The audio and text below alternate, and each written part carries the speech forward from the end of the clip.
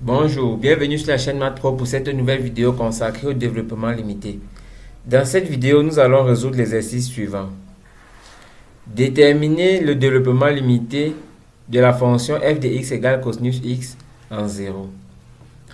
Cette vidéo vient après la vidéo sur le cours complet concernant le développement limité. Le lien sera donné en description de ce contenu.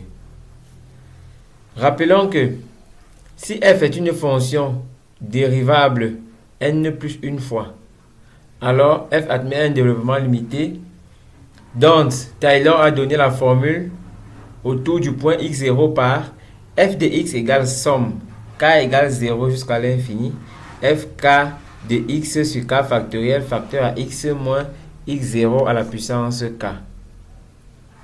Si x égale 0, la formule de Taylor se transforme en formule de Maclaurin.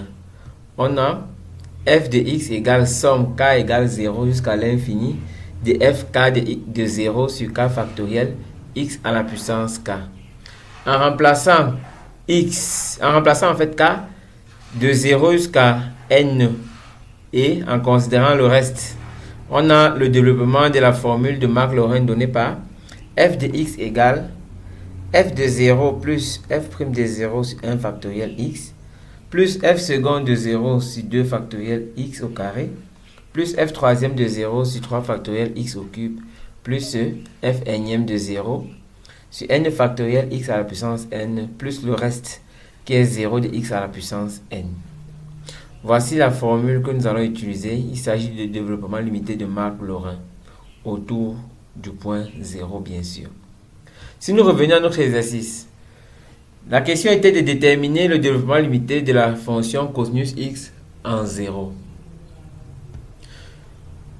On prend la formule de Maclaurin, f de x égale f de 0 plus f' de 0 sur 1 factoriel plus fx plus f second de 0 sur 2 factoriel x au carré plus f troisième de 0 sur 3 factoriel x au cube jusqu'à f énième de 0 sur n factoriel x à la puissance n. Nous savons que f de x est cosinus x. Nous voulons déterminer f de 0, f' de 0, f second de 0, f troisième jusqu'à f énième de 0. f de x égale cosinus x. f de 0 c'est donc cosinus 0. Or cosinus 0 c'est 1. f' de x, c'est-à-dire la dérivée de cosinus x, c'est moins sinus x. f' de 0 c'est moins sinus 0. Or sinus 0 c'est 0.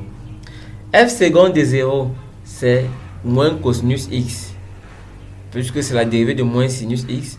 f second de 0 c'est moins 1. f troisième de x c'est sinus x, parce que c'est la dérivée de moins cosinus x.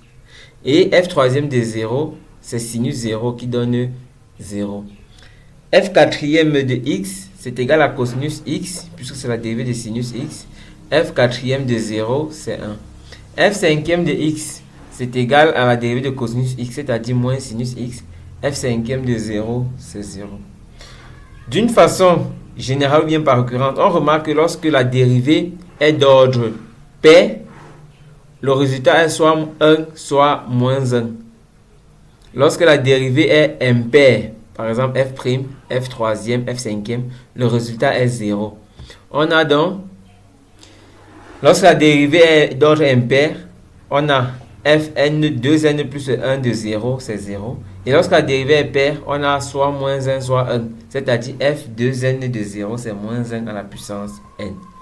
Ainsi, le développement limité de la fonction cosinus x à l'ordre ou bien autour de 0 est donné par la formule cosinus x égale, on va remplacer tout simplement f de 0, f' de 0, f second de 0 par leur valeur que nous avons trouvée. On obtient f de 0 c'est 1, f' de 0 c'est 0, c'est pour cela qu'il n'y aura pas x. f second de 0 c'est moins 1, on a donc moins x au carré sur 2 factoriel. f troisième de 0 c'est 0, il n'y a pas x au cube.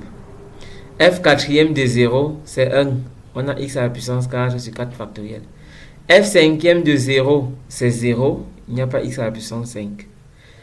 f sixième de 0 c'est moins 1 à la puissance 6, moins x à la puissance 6 sur 6 factoriel. Ainsi de suite jusqu'à f 2n de 0, c'est moins 1 à la puissance n.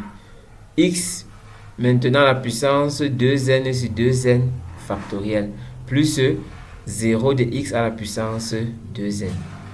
Voici le développement limité de la fonction cosinus au point x0 égale 0. Nous avons appliqué là la formule de Marc-Lorentz.